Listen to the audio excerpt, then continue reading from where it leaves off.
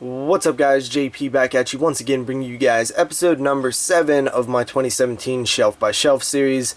This is a video where I take you guys through my entire collection, DVD by DVD, and eventually Blu-ray by Blu-ray.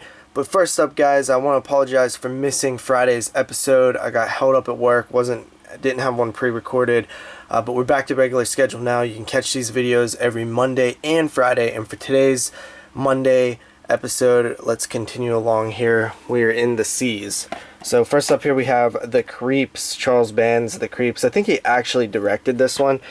Charles Band actually has not directed a ton of Full Moon movies, even though he's produced so many. But yeah, he's actually not directed a lot of them. You know, you might think that, you know, he's the face of Full Moon, he should have directed a bunch, but he really hasn't directed all that many. The Creeps, it's okay, not really that great, but it's Full Moon. After that we have Creepy Crawlers. I actually like this movie quite a bit. It's also known as like They Live, I think, or like They Nest. It might be They Nest. I think it's They Nest. But it's actually like not that bad. You know, it's killer bugs or like cockroaches or whatever. It's set in like I think like New England town, and it's you know, maybe like, you know, a coastal town, and there's basically a cockroach type mutation that takes over. It was a sci-fi original film, I believe, but it was back when they actually put a little effort into these things, and you know, it's actually not bad. It's, you know, not a great movie. There's like CGI and stuff in it, but it's definitely not a terrible little killer insect movie. After that we have Critters. The original Critters, put out by Warner Brothers, I think, so owns the rights to these. I love Critters. Critters is good stuff. I haven't watched it in a few years, but I will watch it very soon because it is a 1986 film, and we are covering the 1986 films on the podcast, so we'll definitely get back to Critters sooner or later. It's an awesome creature feature. It's probably the best that came out of the Gremlins ripoffs of the 80s and 90s. You know, Ghoulies, stuff like that, Munchies, Hobgoblins. Then we have Critters 2, the main course. This one's actually a solid sequel. You know, it's a nice follow-up. Some characters return. It's definitely not a bad movie. And actually, you know, I used to like Critters 2 more than Critters 1. There's an awesome scene with like Freddy Krueger at Nightmare on Elm Street Standy, which is pretty cool. You know, it's a New Line Cinema film, and you know, kind of references the Elm Street films. But yeah, it's actually a pretty solid follow-up. Then you have Critters 3, which actually isn't too bad either, starring Leonardo DiCaprio in his first film debut. It's set in the New York, I believe, or Chicago or something like that. It's city life. It's cool, you know, but it's definitely a little bit of a step down, but still very enjoyable. If you've never seen the Critters films, they're pretty fun. Then you have Critters 4. I don't know, man. Critters 4 is alright. It's definitely another step down. It's set in space, much like a lot of late sequels. You know, they started going to space, and I guess it makes sense since Critters are naturally from space anyway to go back to space. But yeah, you know, it's not too bad of a watch, but not super great. Shout out to Critter Buster, aka Chris Lax, the homie. He's all about them critters. After that we have Cube. Absolutely love Cube. It's one of my favorite horror films ever. It's more sci-fi, I guess, but it definitely has horror elements to it. I love Cube, love Cube. This cover though, this Lionsgate Signature series, what the hell were they thinking with that? It's one of the ugliest like attempts at a DVD label that I've seen. I've always felt that Lionsgate is just a little out of tune with like fandom, and I even feel that way with the Vestron releases, even though they're a little more tuned towards fandom. Cube, great movie, super suspenseful, awesome concept for such a simple film. And then we have Cube 2, Hypercube. This one, man, I'll tell you what, Cube 2 is one of those movies that I was so amped for because I love the first one so much. This is a sci-fi original, I believe. And I was so excited when they started. I remember just watching, because I was a sci-fi junkie as a kid. They played so many horror films all the time. I just always had the Sci-Fi Channel on. And one night they just show this white room, and I was like, oh my god, that looks like the, you know, Cube. And And then all of a sudden it's like a preview for Cube 2, and I was just like, oh my god, they made a sequel. You know, this came out in like 2002, I think, so I was pretty young at the time.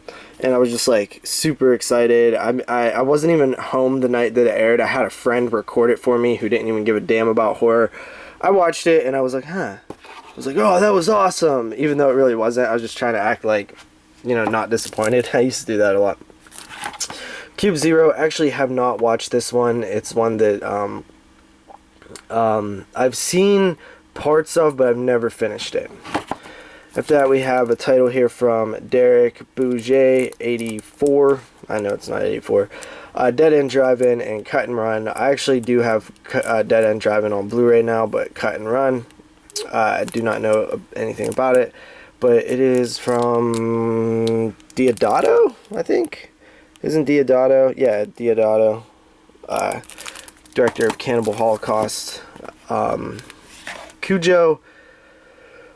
Cujo is one of those films where I think if you see it one time, that's good enough, and you never need to see it again. It's a film that is great. It's terrifying. It's suspenseful. It's anxiety driven when you first see it, and then after that, it just loses all of its punch. And I've only watched it, I think, 3 times, and I'll probably never watch it again simply because, unless we cover it on the podcast or something, simply because it just loses a little bit when you, you know, see it again.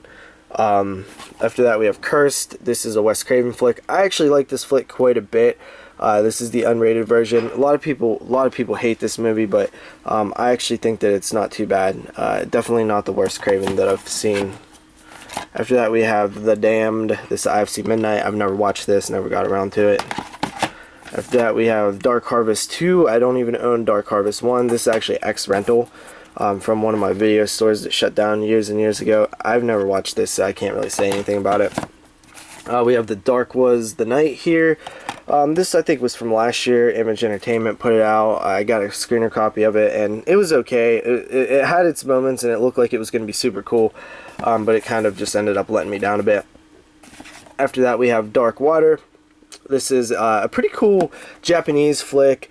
It's one of those films that I watched for the 2002 podcast, and it definitely like just missed my top 10. I think it was like at number 12 or 13. Definitely a really solid flick from 2002. Japanese ghost story. I'm not a huge fan of Japanese ghost stories, but this is one of the better ones I've seen. Also a film from 2002, Darkness. The unrated version. This one had its moments, and it had like a good ending, but it was so boring at times. I just couldn't get into it. It was way too long. After that, we have The Day After. This one was a film that Brandon recommended to us years ago, and I just never got around to it. Just never got around to checking it out. I picked it up a couple years ago. I found it on DVD, MGM, and it's, I guess, a 70s TV film that's supposed to be pretty terrifying, post-apocalyptic nature of that time period, and, you know, man, I do want to see it, but I haven't got around to it. I haven't found an excuse to check it out. After that, we have Day of the Mummy, another Image Entertainment film that I got at a screener version. Watched it, reviewed it. It was okay, nothing super special, like 5 out of 10. Then we have Daybreakers, which this one I don't really know anything about. It's been in the collection for a while. I never watched it. It is a vampire film. Dead and Breakfast. This is one Mood sent me a long time ago. It's pretty solid from what I remember. It's kind of loose in my memory though. I think it's like a zombie comedy. After that, we have Dead End. This is an awesome sort of Christmas horror film. Absolutely love this one. It's really neat. You know, it's not super Christmassy. You know, it's just about a family traveling on a long, dark road, annoying each other, and the road just never seems to end. On Christmas Eve, and man, I don't know, it's just something about simple films like this that I absolutely love. I remember I first seen this one when I was flipping through the channels late at night in like 2007 or 8 on Showtime, and I just stopped on it because it looked like a horror film, and it was called Dead End, and I absolutely loved it, and didn't remember what the title of it was, but eventually I found out what it was, and it was Dead End. Awesome stuff. After that, we have Dead Man's Shoes. I don't know anything about this. I think I got this one in a trade. This is a, I believe, Region 2 copy of this film, actually, so Who knows? Maybe it's alright, maybe it's not. I'll check it out eventually. Then we have Dead Meat from Fangoria Gore Zone. There's so many different Fangoria lines. We haven't got to all of them yet, but they've done a few different lines of DVDs, and this was like, I think this might have been like the first one they did, the first line. But I've heard decent things about this one, so we'll check it out eventually. Then we have Dead Snow, IFC Midnight, 2-discer here. I actually really like this film. I remember getting it. I paid $20 for this DVD back in the day when it first was released, and it was the first, I think it was the first IFC Midnight that I had picked up, because it wasn't even an IFC Midnight at the time. Yeah, they still called it IFC Films. And yeah, I like this quote. One of the 25 best zombie movies of all time. Like, all right, okay. Like, if I saw that quote, I'd be like, all right, yeah, like, I'll check it out, like, because that sounds possible, you know what I mean? Not like the greatest zombie film since Dawn of the Dead, you know what I mean? Or the greatest zombie film since Night of the Living Dead. It's like, okay, bro, I definitely don't believe you, but one of the 25 best zombie movies of all time? Yeah, I'd probably say so, so I'll give him credit for that. Yeah, but this one was fun. It was really cool. I watched it dubbed the first time, which was a huge mistake, but I still ended up liking it. And finally, for this part, guys, we have Dead Snow 2, $3 at Big Lots. Still haven't cracked this baby open. Red vs. Dead. Never watched it. Just never had a reason to, or whatever. So we'll check it out eventually. And that's it, guys. Thank you for watching part number 7. We'll move on to part number 8 Friday.